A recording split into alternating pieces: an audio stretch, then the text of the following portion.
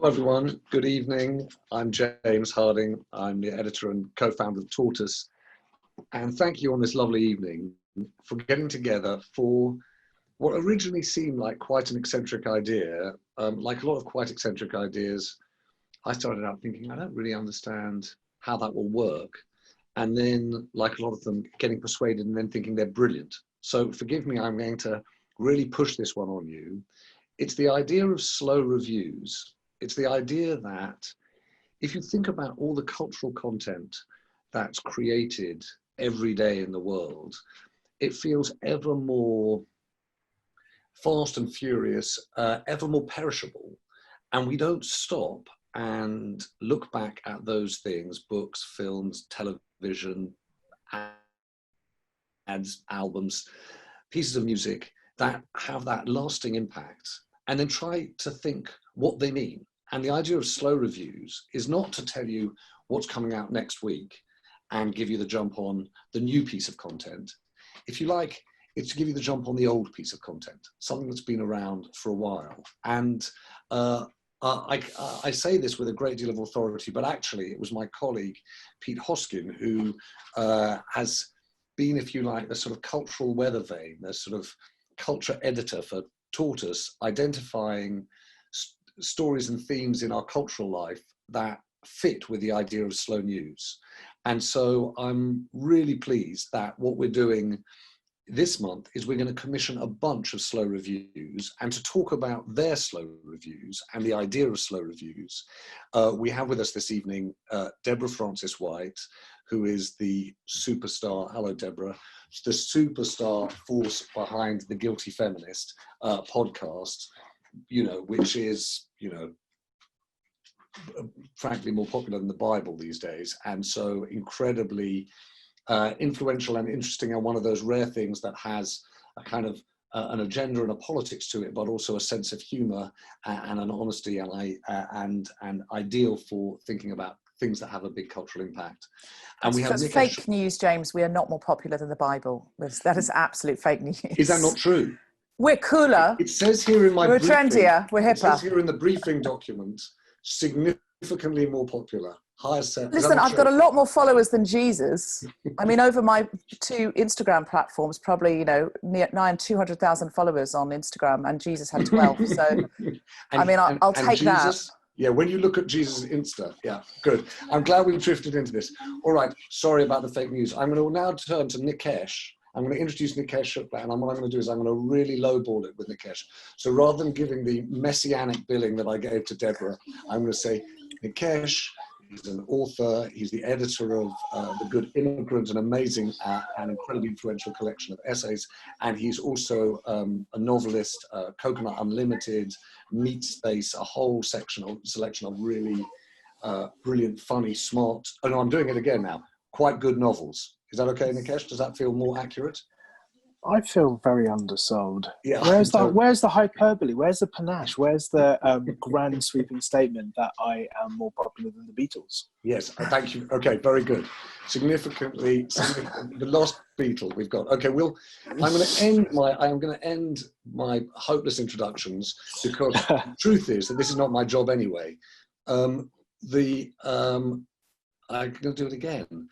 The dry and witty James Wilson, my colleague at Tortoise, is on the chat. There you are, James, who is going to try and marshal the conversation, because one of the things we're trying to do here, semi-seriously, is to hear from you, everyone who's joining us this evening, what we think should be subject to slow reviews. The risk of this project is that you end up with a collection of like-minded people thinking the same kinds of cultural output or cultural things are interesting.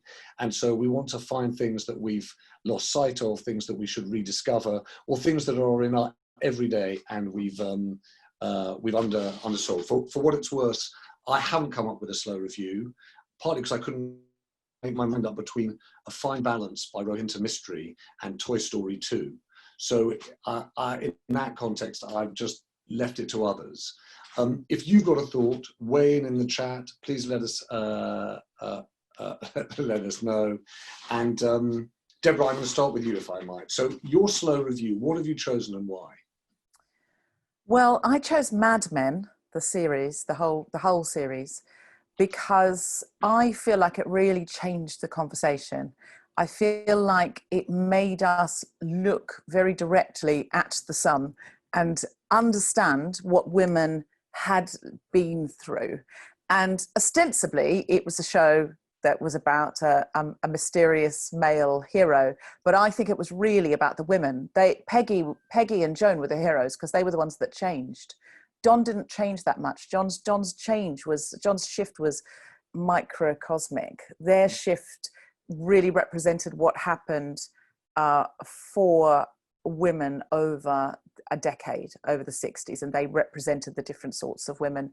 And Betty Draper to a certain extent, and Megan Draper to a certain extent, represented those women across the 60s. And I will caveat that quite heavily by saying it focused exclusively on white people.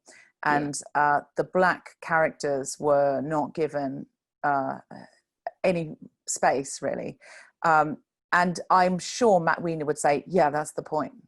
You know, they were given no space. And so for us to sort of write in a young African-American copywriter when people were being seriously marginalized, would be inaccurate. I mean, more than marginalized, it's right through the civil rights. It does deal with civil rights, but it's all through these through this white lens. And I think if it were being made now, that wouldn't be the case. I think different choices would be made. And different what do you think, followed. Deborah? What do you think? Let's come back to that point about what Mad Men doesn't deal with, right? Because it's such an extraordinary time that it's set. But let's talk a little bit about what it does deal with, because there is that. You're right. I've never really seen it as clearly as that it's a story about women who change and the dynamic within an organisation, office, and families that change. But it is also, isn't it, just a kind of comprehensive attack? That's what always felt to me funny, sexy, kind of seductive, but an amazing attack on capitalism and men. Yes, I think attack is the wrong word, because I think it is. I think you sympathise with the men and you understand also that the pressures that they're under. But I feel like it was the first show to also show people, sort of women as part of their own oppression, because of course what's normal to us is what's normal to us. You know, you so many shows have these oppressed, marginalized groups, and then some of the people within seem to be from the future. And yes. The women in Mad Men are not from the future. In the opening episode, when Peggy joins as a secretary, Joan, who's the manager of all the secretaries, pulls off a cover off a typewriter, and I think it's like an intercom and a Rolodex, and says, don't worry about all this technology. They've made it so easy, even a woman can use it. And Peggy says, I hope so. And neither of them are going, it's not a man coming out and going, you probably can't use a typewriter and an intercom. And women going, we can, but you won't let us. It's women going, yeah. And Joan's saying, look, if you're lucky, you'll marry someone here and you'll move to Scarsdale. That's what everyone's trying to do. That's the dream. That's the golden dream. And it's Peggy's awakening through that, when she discovers accidentally as part of a focus group that she's good at copywriting, and she happens upon this creative spark, and she starts to feel the feelings any creative feels when they have an idea and it's validated and it's used and it's good, and she gets the spark, and then nothing else will do. She absolutely wants that, but she understands the whole time, in order to have it, she'll have to compromise, and she'll have to be put in positions where she's patronized and sexualized, or not sexualized, which is humiliating in an office where everyone else is being sexualized. And Joan particularly is sexualized. And then how does Joan make her sexuality work for her? How does Peggy try and dodge the whole question of sexuality and try and be one of the boys, knowing that she never will be? So all of these questions are asked. And if you watch it, if you binge watched it in this sort of whatever semi form of lockdown we're now in, where we're going to school in pubs or something now. I don't really know what's happening, but I know that we're not allowed to go to parties. So while you're not going to parties, if you wanted to watch it quickly, you would watch the 60s and as a piece. And if you followed how women, not less how men changed in their treatment to women, and more in how women started to see themselves, and the more women started to go, I'm going to treat me differently, and I'm going to expect more in this space, and I'm going to find my clever ways around all of these roadblocks. Because when I heard that you'd chosen Mad Men, I was really intrigued, because I thought, oh, this is a very canny, I'm a feminist but I love Mad Men, because the thing that sort of, having watched it in a way that's not nearly as analytical or observant, I thought, God, they're trying to do something here, which is they're talking about sexual politics in the workplace, but they're also making a TV show where there are these really sexy people dressed in ways that are kind of sharp and sexy. And so I don't quite understand what's happening here. Is it a commentary, or is it a use of that attractiveness to try and, land the ratings? And I just wondered what you think about that, about the way in which both the men and the women are portrayed in this very sharp and attractive way. Oh, don't get me wrong, James. It is an I'm a Feminist but, and it's one I often use. It was one of my first I'm a Feminist buts. I think it was I'm a Feminist but. I don't know if this is appropriate. I'm going to say it anyway. I'm going to go out on a tortoise limb. Let's go. One of my first I'm a Feminist buts was I'm a Feminist but. I mean, it's different when you're saying it to a camera, isn't it? Yes. I'm a feminist, but sometimes I fantasize about being sexually dominated by famous fictitious misogynist Don Draper. Yes, I should have said to you, So what should you have said? I just wanted to say we're recording. Yeah, so just we're recording. Yeah, I should have said, yeah. Oh, okay. No, well, that's fine. I've said it on the Yeah. podcast. It's fine. It's just a bit weird when it's on a Zoom call. It feels so intimate, doesn't it? Yeah. When you're talking to a big audience, they're out there and it's all funny. I'm a feminist, but I fantasize about being sexually dominated by please say it again. Don't let it go by any means, okay, James. Good. Yeah. No. By famous fictitious misogynist Don Draper. And that became a sort of runner that, when I mentioned Don Draper or John Hamm, if I bring it back, it's a sort of classic. But no, listen, I do partly think it's a love letter from Matthew Weiner, the showrunner, to an era he missed. Now, what he's doing is exposing all the "Hi, honey, I'm home." If you watch any TV show from that era, that Brady Bunch, "Hi, honey, I'm home" type, Bewitched. Bewitched. He's literally in advertising. Darren's in advertising, and he comes home and he looks like Don Draper. He's wearing that suit, and he comes home to the suburbs, and there's the wife and the kids in the big house. And what it's exposing is, but the men were in town in the time shagging beatniks in the village and then going home to their wives. It's exposing the deep sadness underneath that, which I think is only mined in films like The Apartment that are contemporary to the time, that there was this double life going on. And so I feel like, yes, it is a bit of I mean, Matthew Weiner has a lovely large cake and he eats all the cake, and do you know what? Oh, yum, yum. Season 2, there's still more delicious cake. That is what he is doing. He's exposing the underbelly and the sadness and the infidelity, but he's also getting to dress up beautiful young women in costumes of the day and, corsets and bras and have them swan around the office and put a soundtrack underneath, and he's enjoying himself. Absolutely. And do you know what interests me most about Matthew Weiner? Is that I thought the last episode of Mad Men was I thought there's no way they can end this series. This series is virtually perfect. I couldn't understand how they could end it in any way that wasn't disappointing. And when I saw the ending, I was like, oh my God, this is genius. It was like he'd been leading up to it from episode 1. Oh my God. The reveal was so extraordinary. And I was like, oh my God. I won't say what it is because I don't want to spoil it for people who are now thinking about binging it. But I thought that what Matthew Weiner was saying in the last episode was that every single piece of counterculture and desire to escape and dismantle capitalism that the 60s had wrought, by 1970 was sold back to us as yoga retreats through, hippie clothing made in sweatshops. Everything, because they'd really shown you, what a real commune was like. And it wasn't sort of, hey man, hippies in fringes. It was people in dirty clothes, like layers and layers of dirty clothes, jumpers, and it wasn't that the sort of Disney hippies that we see.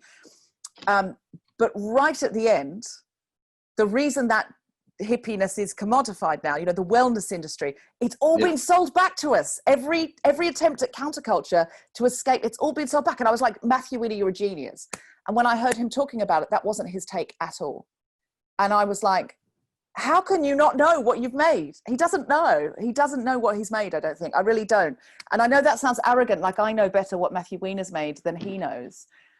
But I do think he sort of wants to be Don Draper. So I think possibly in this scenario, I'm Peggy. And until he meets me, he won't really understand me. No. And Deborah, one thing, you think it will, because the one question that we posed really was whether it will stand the test of time, whether you think it's a kind of thing that we're, in 10 years' time, we'll say, actually, we should still go back and watch Mad Men, 20 years. Yeah, yes, I think it exposed something extraordinary. And I sort of think when people say, oh, but we've got equality now. This is the 60s. People could remember the 60s well. This is a few decades ago. And when you look at how incredibly difficult it was, it's impossible. It's absolutely impossible that we could have equality now. You can't undo that. You just can't unravel that in such a short period of time. There are still men working in offices now who were working in offices then. I mean, they're quite old, but there are still people who own companies, who are on boards, who were active then, living that way with those attitudes. So yes, I think it will. But I do think if it were made now, I mean, Matthew Weiner's Jewish and he explores anti-Semitism in it quite frequently, but he doesn't, he really parks race and I think beyond anti-Semitism, and his own experience of racism. And I think it will not hold up in that way. Okay, well, but in many others it will. All right, well, that's a perfect moment to turn to Nikesh, if I might, because I'm going to come back to Deborah and I'm going to start bringing in our fellow members at the ThinkIn, but I'm going to, Nikesh, if I can. Nikesh, you've moved from the bottom of the stairs. Have you got a better spot? I'm just looking after my kids, guys. Yeah. Okay. Is this a good moment? Yeah, is it a good moment? Or do you... Yeah, it's definitely a good time to be doing a live event. So this is a sort of really unfair handbrake turn, which is, well, tell us what you've chosen as your slow review. Well, I just wanted to kind of add on to what Deb was saying about Mad Men. One of my favourite Mad Men related jokes was from Hari Kondabolu, the comedian, who on the night of the series finale on whatever show it was, he tweeted, "People of colour, it's the final ever episode of Mad Men on tonight. Tonight, while they're distracted, we strike." Which I thought was very good. But I have chosen the book "Why I'm No Longer Talking to White People About Race" by Renee Edo-Lodge as my slow review of a cultural moment, and a cultural moment that it continues to be a cultural moment that a book that continues to be relevant, a book that when it came out in 2017 was sorely needed, and yeah, it's just an astonishing piece of work. And just tell us, Nikesh, why you think it is, why it stands the test of time, what it says that will last. I think it. So just Rennie is an incredible journalist and an incredible writer, and she in 2014 maybe she wrote a blog post called "Why I'm No Longer Talking to White People About Race," which sort of basically discuss how conversations about racism were being taken in bad faith, and because they were being taken, yes, you can. Yeah, I'm going to put it on. All right, girls. Yeah, this is what. Because go and Nikesh, go and sort out the girls, and then I'm going to come back to you in like a couple of minutes. Okay, be great. I'm just going to. By the way, I'm going to just come to a few people who've made suggestions so far on things that they think might work. I see that Yasmin, I can't see what you're suggesting. You're suggesting something on the Korean War? Is that what you're suggesting? Are you there? Oh, that's because Mad Men is... Oh, so you're asking me? Yeah. Somebody else. Yasmin, hello. Think, hi. Somebody else Hi. suggested. Hello. I'm very excited to see two of my faves. Suggested maybe Pete Hoskin. Yeah. Yes, maybe. Yeah. Essentially, because I was sort of making the comment as to Deborah was talking about how you can kind of see the women changing over the course of the decade, and I was wondering whether there is a show or a book that conveys a similar change for men over any decade in the 20th century. And then I think Pete came back and was talking about the effect of the Korean War. Oh, I see. And I was kind of making the comment that I think I've only recently come to understand more about the Korean War, and I'm always very curious about why it is not talked about in the same way that Vietnam is, and its cultural impacts. And then I think Pete recommended a book called The Hunters by James Salters. Yeah. Okay. I see. All right. Okay. Well, I'm just catching on the trend. I'm going to come on to Neil Patel in a moment on The Wire, because I'm embarrassed to say I watched the first 2 episodes, thought it was brilliant, and never found the time. I was told that's the most important piece of television to watch ever. But I'm just going to come back to Nikesh. Just, but by the way, drop us when you need to, because this is life. But just go on with you're talking a little bit about how Henrietta Lodge, wrote that blog post, then it gets picked up as a book. A little bit about what underpinned that. Actually, the bad faith point. Yeah, so the point of the blog post was basically to draw attention to the fact that whenever conversations around racism were occurring, white people were taking them in bad faith. They were either saying that, they were either using conversations about specific things that were deemed to be racist as being, as them being called racist themselves. And a whole heap of other things. And I remember reading that blog post at the time and just seeing how tired she was of having that conversation again and again and again. And I really recognized that feeling. And then when the book came out, so the book came out in 2017, and The Good Immigrant had come out at the end of 2016. And one of the reasons for doing The Good Immigrant was because I was reading work by people like Ta-Nehisi Coates and people like Claudia Rankin. And I was just like, these works are exceptional. They're cutting edge. Why are there no books like this in the UK? Why are there no books about the specificity of the UK experience? Because whenever we were having contemporary conversations about racism, the comparisons were often made to things in the UK. And you just take how conversations about Black Lives Matter that are being had outside of Black communities in the UK. They tend to forget that the UK is just the UK has its problems with policing and incarceration as well. And Rennie's book was. It was just very needed. It was a book that talked about class, education, British history. There's a chapter about white feminism, and it was all laid out in a very, very clear and specific tone. And one of the things that I don't think is actually talked about enough with Rennie, and one of the reasons why the book is such a success, is because she's such a damn fine writer. Whenever people talk about loving The Good Immigrant, and they would point to the essays and say, oh, these personal experiences are really, really great. I would always sort of remind them that what we were doing is literature. And that's why those essays resonated with people. They didn't resonate with people because they spoke to something familiar. They resonated with people because they were brilliantly written. And I'd say the same with Rennie. She is an excellent writer. She's an excellent journalist. She writes with compassion without ever being too emotive or angry. She writes with clarity, and she writes with precision. Her sentences are beautiful. And it's just a really strong book. There is so much writing about race and racism out there, whether it's online or in books. And her book just really brought that conversation to the masses in such a brilliant way. And what do you think, Nikesh? We had a conversation about Henrietta Lodge's book, but also about white fragility, about the sort of the publishing phenomenon, the cultural wave. We were talking about David Olusoga's book, Black and British, the other day. We were talking, in fact, about Good Immigrant too. And I was party to, I was witnessing a conversation between a couple, really good friends of mine. She is a TV scriptwriter.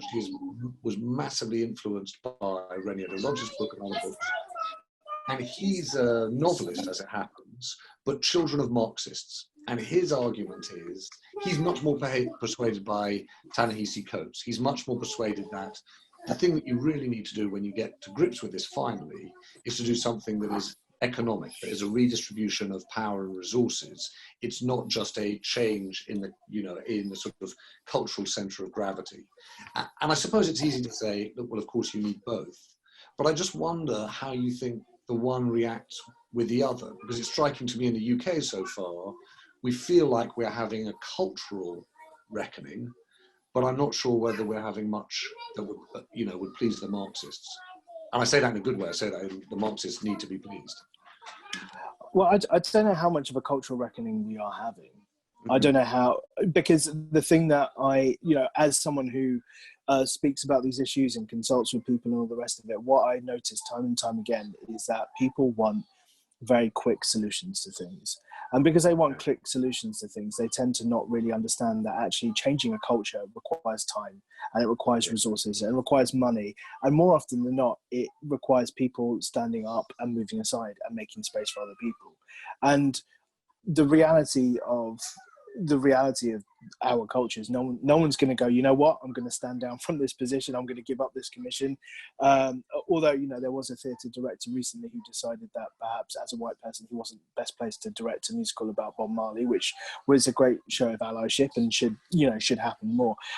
But the thing about culture changing is, like, it doesn't happen overnight, and it certainly doesn't happen because people bought all the books that they saw on an anti-racism reading list and left them unread on their bedside table until September, and then took them to a charity shop or what have you. Like, real cultural change happens because of, not only because of difficult conversation, but because of time and resources and money and all the rest of it. Mm. So just to continue with that bit, because you say the book came out in 2017. Presumably, when you talk about a slow review and a thing that is a cultural moment, I'm presuming that you think that this is part of something that is going to take time, is going to last. Where do things go from here? What do you think happens as a result? God, if I knew the answer to that. The reason why I think a book like Reni's is a cultural thing that will last is because I honestly think that's a book that's going to be studied for years to come. She was incredibly smart in how she positioned it. She didn't center it around a moment in time. She made it a timeless book, and a timeless book that had a timely imperative, and sadly it's a timely imperative that is evergreen, that we need. We will probably be having these conversations again in 3 years time, 4 years time, 5 years time, and that's the sad reality of it. Where we go next, I don't know. I mean, we need to bun the Tories basically, but I don't know is the answer. I think the longer we I don't know. It's hard to say. Like, I've been thinking a lot about how my energies, when I use them to sort of go at individuals and not at synergies, and I feel and I hope that more of us sort of consider how we kind of take on larger institutions, and I think that people engaging with works like Reni's at critical points in their lives is a really, really important thing to do. Like, I would love to see a book like that on the GCSE syllabus, whether it's for history or sociology or for English literature, because it's a brilliantly written book. But I think that the more that people are dealing with that or reckoning with that book at an age where they have a path that they can take, that they can make choices to kind of not go that way. That for me would bring about some change. Well, I'm gonna start coming to. I hope other people are. I'm looking at the general view of the screen and trying to come to some people and ask them about what they think we should slow review. What's a lasting of lasting impact. But Nikesh, I want to ask you one final thing about Reni Eddo-Lodge's book. So when I saw that you'd chosen that, I was intrigued because although you edited The Good Immigrant, actually, I'm assuming here, but the bulk of your energies must go into novel writing these days. And I'm interested that you chose a book that was not a novel, as you say, powerfully, beautifully written, but not with a story in that way that a novel has, that doesn't capture your imagination quite the same way. And I wonder why that is. It's a good question. Yeah, I'm a novel writer who has kind of strayed away from the path of novel writing to write nonfiction for a bit. And actually, my next book is a nonfiction book. Oh, is it? Yeah. And I've read it, by the way. It's absolutely brilliant. It's really stuck with me. I had one of those pre-copies that you get sent if you have a podcast, and it's so good, and I'm so excited for everyone to read it. When will it come out, Nikesh? It's called Brown Baby. Or if you're a pal of old Shuk's, Deb. Yeah, it comes out. Yes, that's true. I was trying to make your book sound more glamorous, though. Yeah, it's coming out in February 2021. But yeah, just going back to Reni, I think as a reader myself, I have always been a terrible reader of nonfiction. I've always found nonfiction incredibly dry. I don't like when you're reading nonfiction books and then they go from the overly wordy author to then pages and pages of slightly indented quotes from other things and lots of italics. I always found nonfiction very dry. But increasingly, revisiting James Baldwin and reading people like Claudia Rankine and Ta-Nehisi Coates and lots of amazing essays that were being written online, I was starting to find my feet with reading nonfiction. And actually, Reni's book was one of the first nonfiction books that really, really stayed with me. And one that I kind of finished and felt satisfied that I'd finished it because it hadn't been a slog like they usually are. Well, I'm gonna stick, if we can, just to talking a little bit about Reni Eddo-Lodge's book, and then I'm gonna come and ask people about a few other things. But I see that Alexandra Hemsley is saying that she just read it, and Alexandra, you said that you read it and were sort of struck by the fact that it felt as though it had just been written. I read it when it came out. Oh, I see. And then I went back to it this summer in June when everything was feeling heated.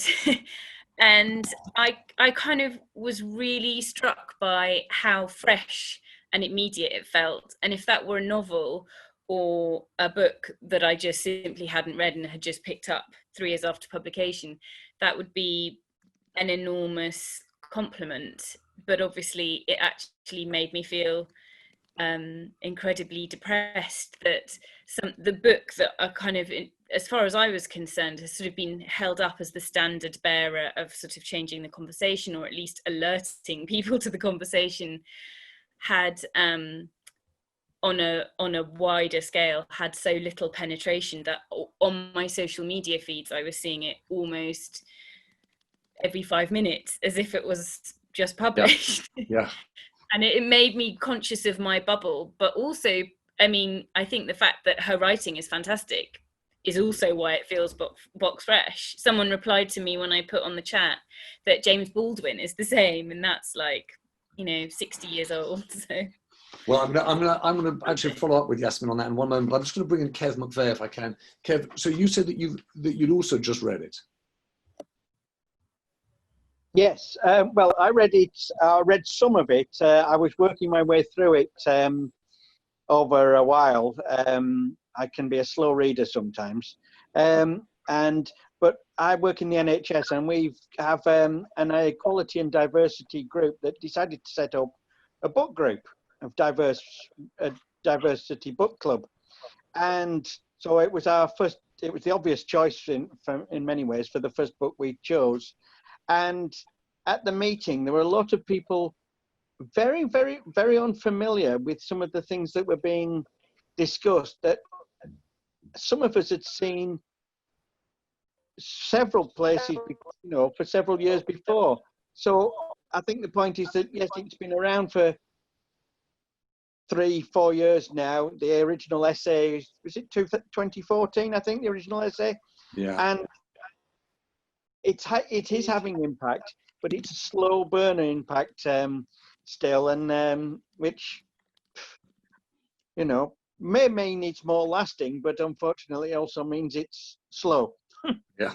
Well, it's not necessarily a bad thing, but also maybe a, you know, I just wanted to ask Yasmin actually, because thanks, Kev. I was just, you know, Yasmin Abdul-Majid, your point is that if I read it right, that you've just been going back reading some of the James Baldwin and struck by the idea that that's also feeling, you know, pertinent and present now.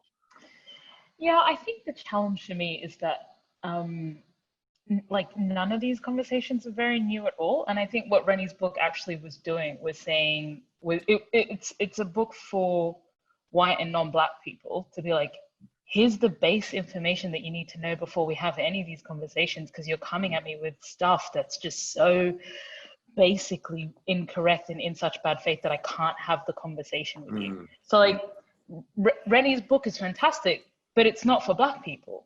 Right? Rennie's book is, well, and this is just my personal assumption, it is for people who don't necessarily have an engagement or a full comprehension of how race manifests and is used structurally in society. And so it is the same concepts that are talked about in Baldwin and in Audre Lorde and in W.E.B. Du Bois and in Frantz Fanon and in all of these, you know, great writers, Stuart Hall, Marcus Garvey, right?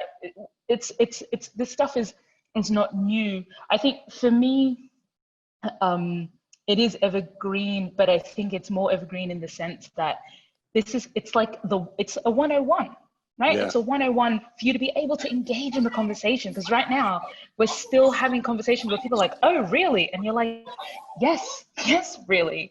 But the fact that we still, like, it's like trying to have a conversation about quantum physics when somebody doesn't understand how to, you know, add or subtract. It's like, you're just worlds apart.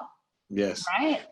And it's you know, that what you just described there, Yasmin, that feeling of, oh, really? Yes, really. You know, we had this, I think in like this a few weeks ago with David Olusoga. I don't know whether you could join it. And in order to do that, I read lots of the things that he'd written, and I had that feeling.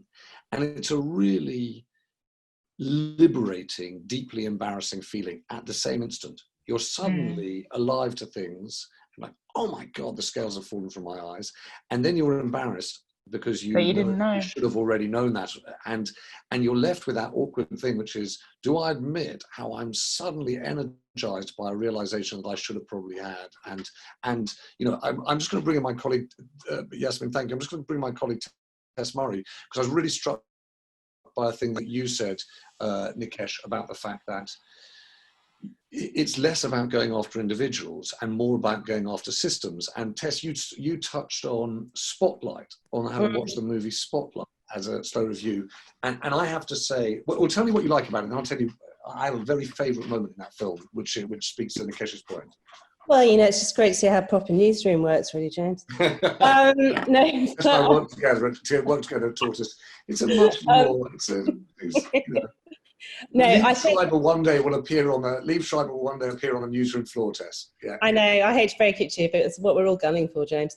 So what I loved about it, one was, yes, the kind of the going after the institution and the sort of, you know, the straining at the bit to run the story, but the patience to nail it. And I think it'll hold up well, both, I hope, as a sort of, you know, love letters journalism. I think in terms of the way it handled the paedophile crisis in the Catholic Church, it was forensic, and it's not sort of, you know, sugar-coated victim stories. It's not sort of smells and bells. It was forensic in its takedown, both in terms of the journalistic approach and also the filmmaking. And I think the acting's off the charts as well. And it's just, yeah, I think on those two fronts, I just think it's an extraordinary film. And yes, it's, as we've been talking about earlier, you know, you don't take down individuals, you take down institutions. It's a sort of, you know, it's a game, you know, it's a game plan for that, or playbook even, that's the word I'm looking for. Yeah. It's so, the reason... What's your favourite bit? My favourite bit is, so I am I'm a massive fan of Marty Baron, you know, the editor at the heart of it. And actually, the thing that's incredibly weird is, although when if Marty Baron ever comes to London, or maybe we'll do a ThinkIn with him digitally, you'll be like, wow, you had a lucky bounce getting Liev Schreiber to play with. You know, that's certainly the case. But the thing that's amazing is that Schreiber behaves exactly the way Marty does. He's incredible. He's quite shy, and he's quite different. But there's a moment when the Spotlight team have got the story, right? They've got the story and they're ready to go.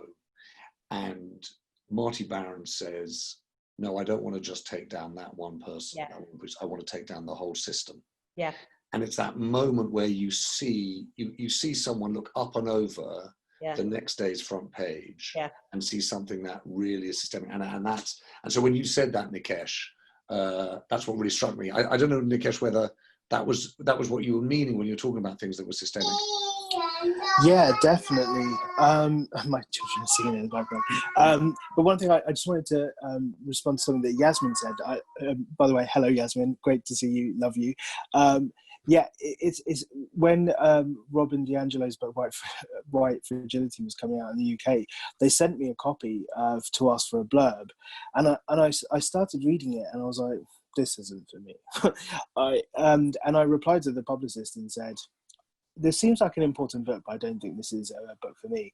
And guess what bit of my email they took and put on the book blurb, and important book, Nikesh Shukla, which I thought was really funny. Because it's interesting, like, who Rennie's book is for. Yeah, it's definitely for white people and for non-black people of colour to kind of reckon with these issues. And also it's, you know, I think a lot about The Good Immigrant and why we did The Good Immigrant and who we did The Good Immigrant for. Because for me, The Good Immigrant wasn't for white people, it wasn't for liberals, it wasn't for racists, it wasn't for anyone like that. For me, The Good Immigrant was very much about holding a mirror up to young people of colour in this country and just saying, look, your stories matter, you matter, we hear you and we see you. And that was a really important distinction for me with that project and with Rennie's book, where you know, Rennie's book, like, it's very clear who that's for. So can I go back to Deborah, and I want to just pick up a point. Katie, you might want to weigh in. My co-founder Katie Vanek-Smith is here, and I was really struck, and I completely understand, Deborah, why when you sort of kicked off talking about Mad Men, it sort of came with a rider, but of course, possibly one of, if not certainly one of the defining issues of those times, the civil rights movement, is not really tackled by it. And I just was, you know, reading Katie making this point about how much of the stuff that you loved when you were kids just doesn't stand the test of time. And not just because the camera work is a bit kind of creaky, but just culturally, it feels so out of tune. And I wonder, you know, whether there were other runners and riders for you in terms of slow reviews that you thought about and that you sort of discounted for those reasons. Oh, well, not so much that I discounted for this, but I have been rewatching Scrubs, Right. which started before 9/11, and it's a sitcom, sort of like a single camera comedy drama, really, about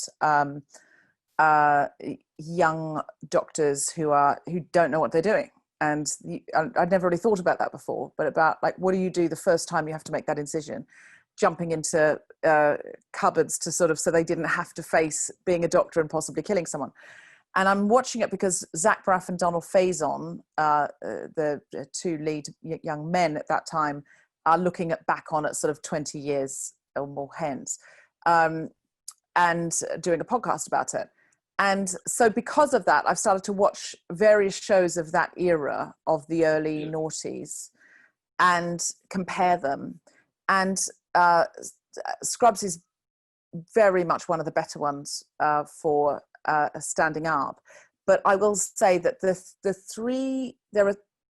three groups that are absolutely disposable to writers of that era, like right. Absolute cannon fodder in their jokes, no representation at all. Just they are the butt of the joke, but in a way that is super disparaging. And the three groups that cop it from across the board are sex workers, really bad, like really, really bad. Fat people, Right. and trans people. And Right. it's absolute, it's such a sort of, it shines out like a terrible, terrible beacon. And so I think how much, you know, my views on and my understanding has shifted because I've been educated since that time, that I wouldn't have noticed. I don't think I would have noticed it when I was watching Scrubs the first time around. And now I'm like, yikes. And Scrubs is by no means the worst offender. I mean, Scrubs did a lot of wonderful things and a lot of progressive things. And it was very beautiful in its ability to shift between slapstick comedy and fantasy sequences and actually standing there looking death in the face, and they would have patients die. And how do you deal with, and Deborah, how do you deal with the, well, that was then argument on the one hand, and but this is now should have known better? So what I'm talking about is the Gone with the Wind argument on the one hand, and the David Walliams argument on the other. Well, look, Gone with the Wind and David Walliams are poles apart from anything else for just the decades in between them. Come Fly With Me was not very long ago. I think that was like 2010. That was like 10 years ago. We all knew better when it came to 2010. We didn't know as much as we know now. We're not as, I mean, I say we, some people were. Some people did know and were proactive. I didn't, but I knew at the time that Come Fly With Me, which was the follow-up to Little Britain, was horrifying. There was a Jamaican character who, played by Matt Lucas, blacked up as a Jamaican woman, and the character's name was Precious Little. And the whole joke was she didn't do any work. And I'm like, can you imagine being a Jamaican woman in a service industry and everyone shouting at you, Precious Little, and all the jokes about how lazy you are, as if you weren't already carrying that ludicrous stereotype. And what I find fascinating is those men had, after Little Britain, which was, you know, full of this kind of stuff, they had almost like if they had a huge budget and they could do anything they wanted to do, and that's what they chose to do.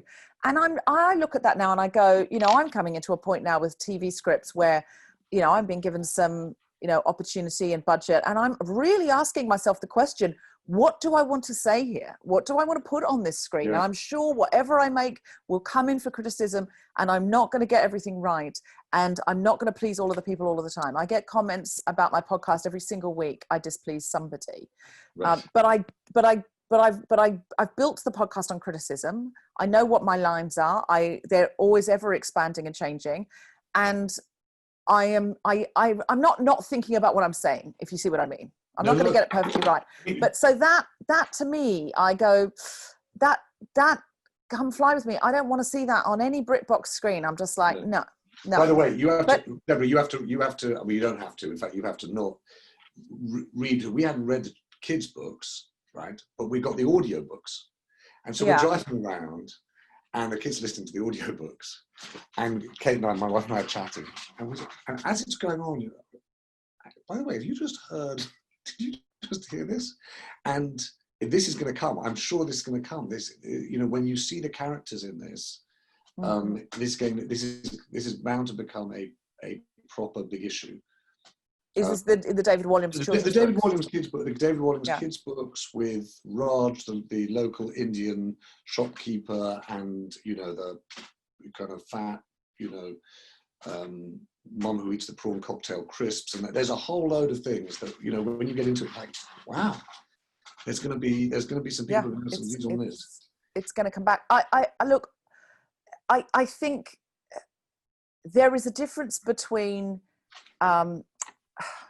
rewriting history and deliberately platforming people who chose to use their platform to say disparaging things when they could have been better. My concern about expunging cinema history and cleaning it up is you actually gaslight people. Explain that, sorry. Well, unless there is an archive and a record of that, sometimes shows are made. There's some shows being made recently, which I won't name, but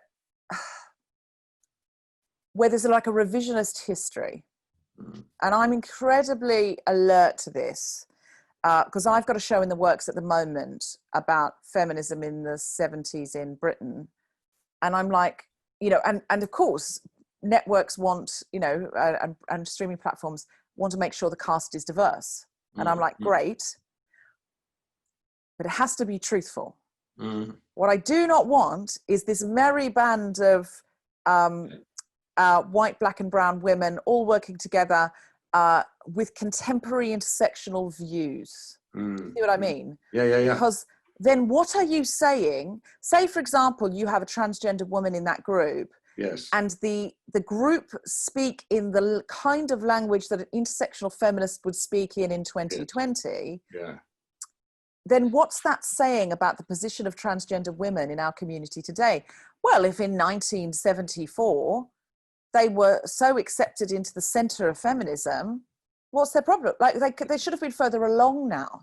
Yeah. Do you see what I mean? It's so interesting, this, Deborah. So you point out something that I couldn't quite put my finger on. But I remember watching Hunters, right? Do you know the thing? Do you think the thing with Al Pacino was an Amazon, and it was about Nazi hunters, and it was a really, you know, diverse, very cool, hip crowd that was going after, you know, Nazis in the, whatever it must have been set, 70s, probably 80s, 70s, I guess. And of course, it looked amazing, and the cast was amazing, and the dynamic was amazing, but it looked nothing like the community of people, given all of their own prejudices and defended personalities and kind of own networks. So there is that question, isn't there, whether or not you impose. I'm going to ask my colleague Pete Hoskin, because actually I'm bluffing here, because Pete's really the one who's been the engine and the author of the idea of slow reviews. And now I'm going to bounce it right back to you, Pete, because what do you do about this problem, which is kind of quote unquote great works of art which are politically unacceptable today? By the way, Pete is, I should just warn everyone, Pete is a guardian of precious bandwidth. So he does not allow you to see his face. He's being careful about the scarce resource of bandwidth. Pete. Hi, James. Hi, everyone. Yeah, one of my few political views is about ethical internet use. So, you know, but do you want to just explain it, Pete? So everyone, because I'm unethical, but I'm like, I don't know why. I mean, the quick version is that we place very, very, very many demands on the internet, and increasingly so. And, you know, the internet weirdly is not an infinite resource, and bandwidth is not an infinite resource. And at times of stress, it could, in theory, break in certain places, like in hospitals or security services and places where it's really needed. And I think, you know, I'm sorry to you all, but I don't think we need to be looking at each other's faces in high definition. I think it's a strain on the system. But yeah, anyway, so... okay, so that's... that's a thinking of itself. But so tell us about your thinking then on this question of the great art, bad politics. I think it's really interesting, this whole thinking, because it's followed the arc of my editorial process as well. I started this really excited because I could get lost in my favorite place, which is coming up with cultural lists.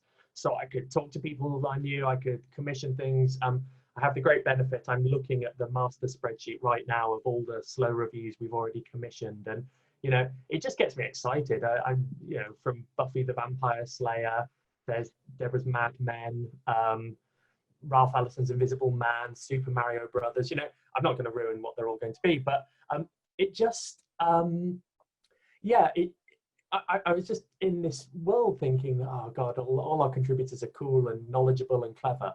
And then I ran exactly into this problem, because I think there's a sort of uber example of this, and that is the film The Birth of a Nation. And for those people who haven't heard of it, it's a 1915 silent film. There's a case you could make that it is the most significant film in cinema history. You know, it kind of invented modern Hollywood. It was the longest film at the time. It introduced the idea of 3-act structure. It was epic. It used the biggest actors, and right down to the techniques it employed, things that we take for granted like fade-ins, close-ups. They more or less originated with The Birth of a Nation. It was massive. it birthed Hollywood. And it was also just massive commercially as well in America at the time. However, it is appalling. Its second title is, its alternative title is The Clansmen. And it basically tells a story, an elongated story, in which African-American characters, most of whom incidentally are played by white people in blackface, they're sexually violent, they're cowardly, they're these disgusting racist caricatures. And then at the end, sweep in the Ku Klux Klan on horses, almost literally knights in shining armor, to uphold, quote unquote, good old-fashioned American values. And this is the film I'm really wrestling with, because I think with the whole series, what I want almost at the end of Slow Reviews, whenever that comes, is if you were to gather them all up, you have a cultural history of the 20th and 21st centuries, and you can see through its artworks what was happening when. And part of me thinks that has to involve The Birth of a Nation. It's so culturally significant, but at the same time, it's gross. I mean, if and Pete, what's your view on it? Is it in or not? I think it's in, but certainly not at the start. That's my compromise. I think I want to set a tone at the beginning that doesn't include The Birth of a Nation. I want this project to be happy and exciting and enthusiastic, because that's how I think we should approach culture. And I think The Birth of a Nation is a sour note. But, 50 slow reviews in, I'm almost certain that there will be a Birth of a Nation slow review, because I think you can't do cinema, if you're talking about significant cinematic modes, you can't do it without it. But I'm keen for views. Right. Well, we're coming just to the end of the hour, and it feels to me as though we should do another session of these, because people have raised. I've seen The Sopranos. I'd love to talk about The Sopranos. I mentioned Anil. Did you say The Wire early on? Was it you who suggested The Wire? I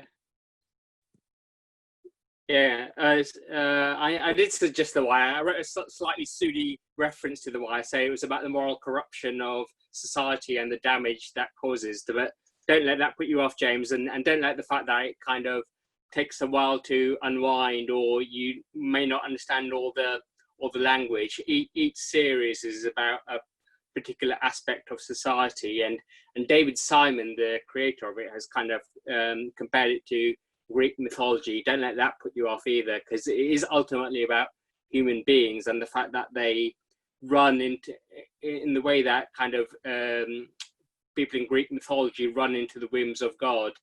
People in The Wire try and kind of improve themselves, better their lives and change society, but run into the kind of structural impediments in society, which ultimately kind of lead to catastrophe for them. So that solved it. Well, I think we're all preparing for the possibility that sooner or later there's going to be some local lockdown, some kind of second wave. And I've got now on my list The Wire and The Sopranos. I'm embarrassed to say, not read. I'm going to come back. The last word I'm going to give to Deborah, because I think Nikesh, I'm sure Nikesh will tell you that he's actually gone to take care of his kids, but I think he fell off. Did he fall off? Yeah. We were just to give everyone a sense of how brilliant. Saying, is it still going? We're still warbling on. Nikesh said at the beginning, he said, what are we talking about here?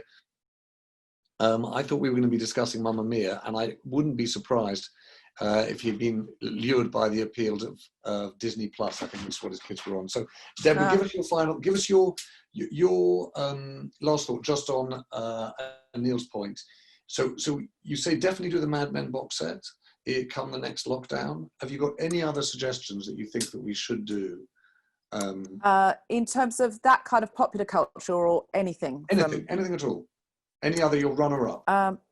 Okay, so something that I think I'm going to do again that's recent but has had a lot of press is Succession. Because I think Succession, it's so brilliantly made, and it is a sort of analysis of how it is about structural oppression and how the people at the top echelons end up like that, and how not the rich but the wealthy